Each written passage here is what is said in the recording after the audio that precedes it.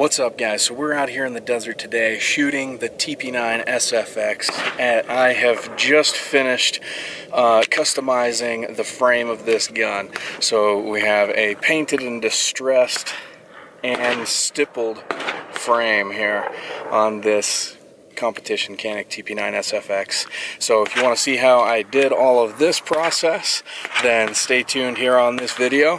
We're also going to be doing some sick shooting, also testing out here at the range the new holster, the competition holster that I got for this gun from Smoky Mountain Concealment. So stay tuned on this video, check it out, and we'll see how she does.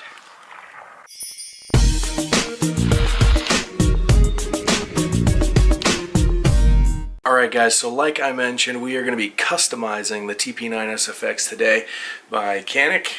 Some things that I've already done off camera. Obviously mounted the RMR, and I sanded off the black on the little serrations here, the cocking serrations on the mounting plate for the RMR. I also customized the charging handle here that comes with the Canik TP9 SFx. I cut it in half and also polished up around the edges of that. So now it is shorter. The handle, the way that it comes from Canik, is just abnormally large. It is way too big.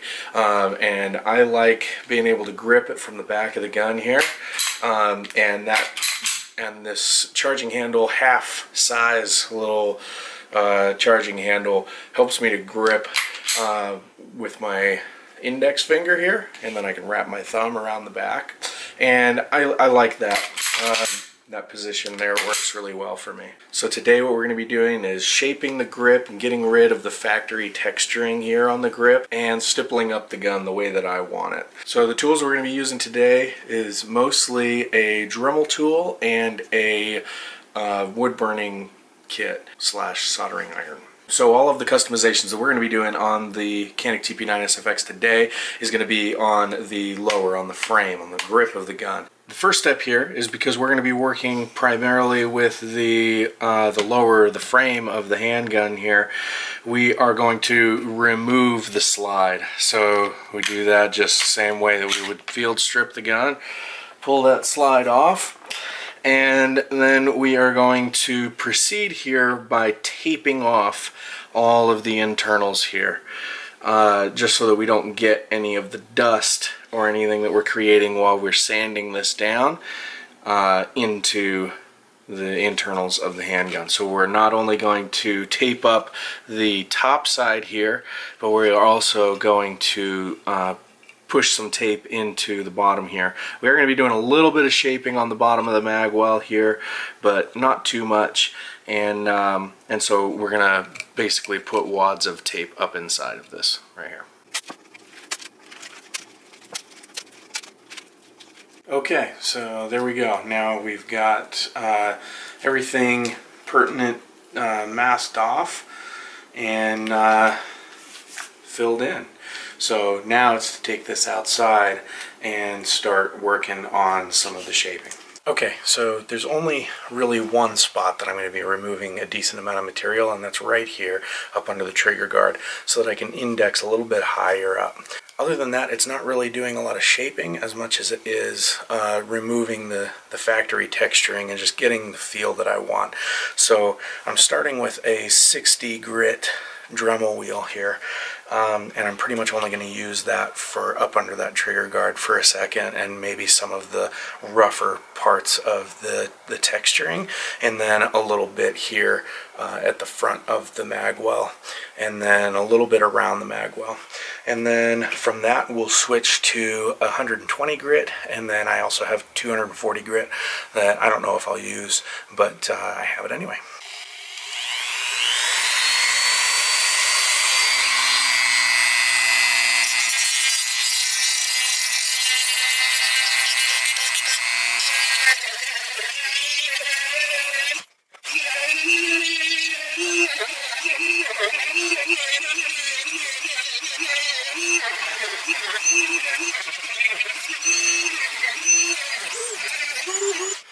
Moving on to 120.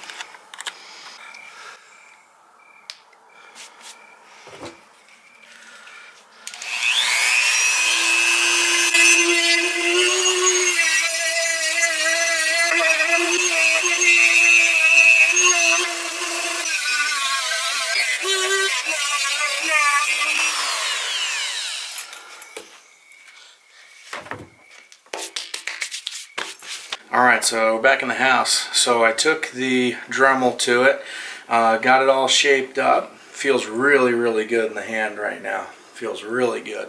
Got that higher purchase up here that I wanted by getting rid of some of the material here up under the trigger guard so that my finger can index in there real high and I can get a really high grip. So then I took this thing and hand sanded up to 500 grit sandpaper just to get things nice and smoothed out for the areas that I'm not going to stipple, because there are some areas that I'm not going to be stippling. You can see I left the texturing up here. I didn't want to remove anything that close to the slide, so that's going to stay there, and I'll probably stipple over it just the way that it is. It'll look a little bit different than this because this is starting from smooth and then going stippled, and this will be going just straight stippled. And then as far as, so when you sand down polymer like this, it loses some of its nice finish. For me, that's okay because I'm going to be painting everywhere that I sanded, so it doesn't really bug me too much. Okay, so next step is to take a pen here and mark out the areas that I want stippled, and then I'll figure out the ways that I want them stippled, the shapes and aggressiveness of the stipples. For this particular gun, it's not going to be that aggressive. I just want to make sure that I get it done the way that I want it. Now, I'm actually a fan of a smooth front edge where the fingers index. It just feels really comfortable to me, and I feel like I can get a good grip. Where I do like stippling is up along the slide where my support hand thumb rests, and then along the back strap and along the outside here, and a little bit where the support hand rests. So what I think I'm going to do is start by just kind of marking where my fingers set here, and that'll kind of give me a little bit of a reference for where I should do some stippling.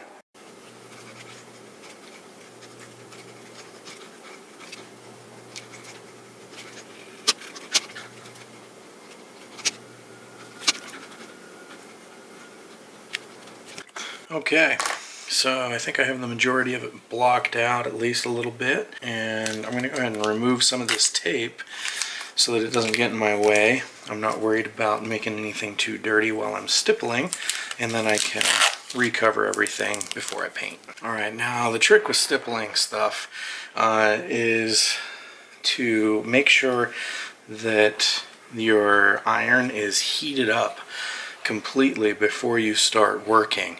Otherwise you have inconsistent heats, and you will make a mistake by your iron varying in temperature as you go. So we're going to wait for this iron to heat up all the way, and then we can start working on this stuff. I'm starting with the really wide fat head on here, and this is going to be what I'm going to use for this front edge here, the bottom edging. There are going to be a couple of designs using this this sized head on here as well.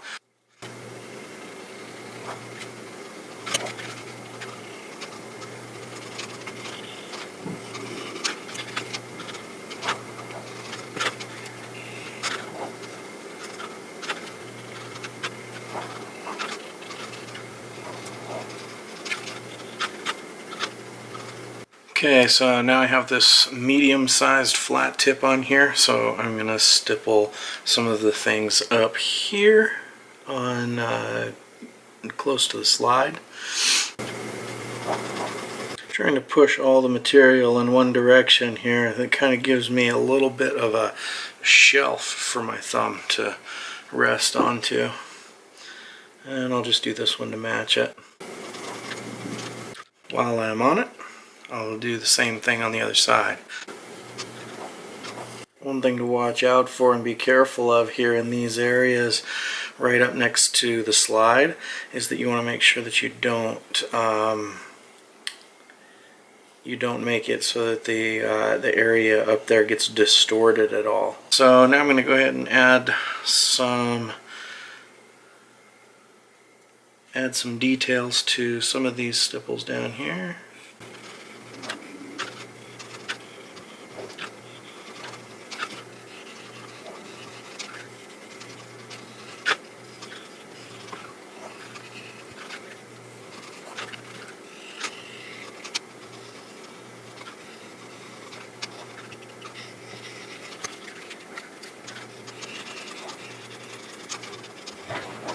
Alright, well, I think the stippling part is done.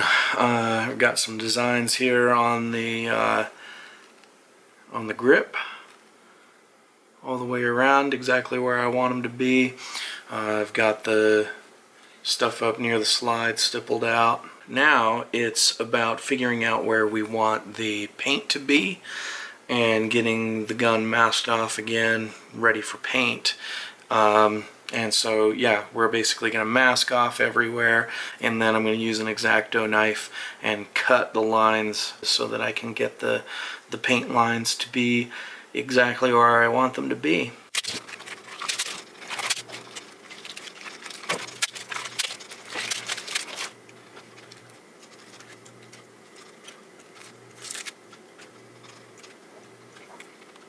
Okay, well, there we go. Got it all blocked out everywhere that we want paint.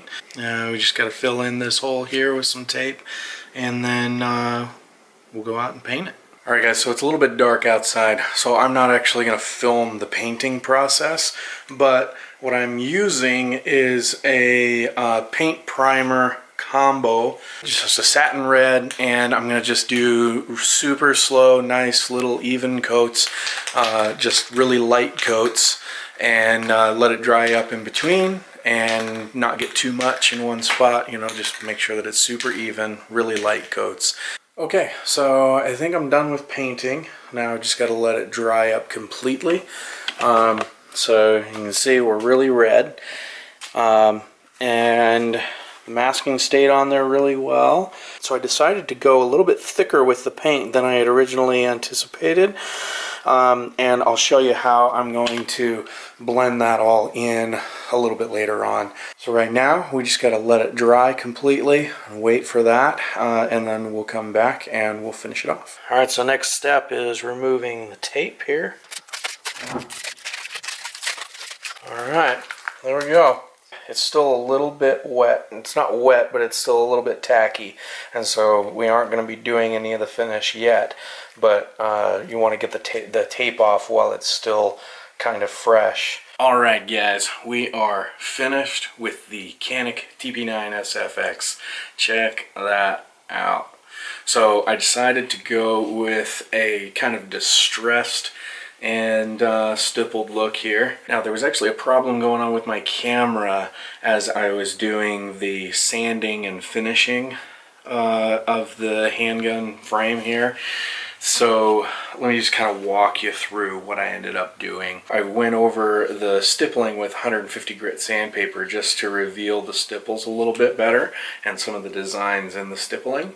And then I took acetone on a rag to it, and just to get rid of some of the bulk and the thickness of the paint, as well as to get the paint completely off of some of the areas. I wanted to make it so that all the high points here, like around these circles and up here on the thumb rest and some of these areas in here, are just relieved completely of the red so that the black shows through a little bit. And so I did all of that with acetone, and then I took 600 grit sandpaper to it just to do a final smoothing out on it. I really like the way that this turned out. It's definitely not traditional, and that's kind of the goal here with this competition gun, is to make a little bit of a statement, and also just to match all of my other gear. My mag pouches on my competition belt are red and black. I also have a blue one right now, but probably going to go all red and black with those. My holster is red and black, and so now the gun here is mostly red and black with this slide finish here also. Anyway, so there's the gun all finished up. I also have the AR packed up right now, so let's head out into the desert, test this thing out the way that it is now, do some drills and some shooting, and we're also going to be running that new competition holster for the SFx from Smoky Mountain Concealment through its paces, and just see how we like that out there at the range. So without further ado, let us shoot out to the range. Alright guys, well I'm just going to kind of chat with you here while we watch some video of me doing some drills out in the desert today. Overall thoughts and impressions of this customization effort. I really like the way that this turned out. It's not for everybody. You know, some parts of this little modification may be for you, and all of it in its entirety is for me. That's the glories of customization, is that it's custom, it's unique, it's individual, and that's individual to the person who has the gun. I have multiple handguns that have stippling on them that I have done. This is the first of my handguns that I have painted the frame. And I really like the distressed look. It just looks pretty sweet, sits well in the hand, and just look at it in that holster. Ooh, and yeah, basically I just yeah, I really enjoy how this all came about and came together. So hopefully you guys have found this video to be somewhat useful or interesting. And maybe it's just served the purpose to inspire you to customize your own guns. Obviously, there's things that you need to be careful about. You don't want to mess with any of the internals of the gun without knowing what you're doing, or going to a gunsmith, or you know, doing simple change out parts. But as far as like the overall aesthetics of the gun and the way that it looks, it's kind of up to you how it looks. Next thing that I'm going to be customizing is that AR, and doing some custom paint work on the AR. I really can't wait for that. It's going to be fantastic. I have some really cool ideas in mind, and of course I will include you all in that. So anyway, again, hopefully you found this video to be fun, interesting. I know it's a little bit long, but thanks for sticking around. And until next time, take care of yourselves, everybody. Make it a great day. Peace out.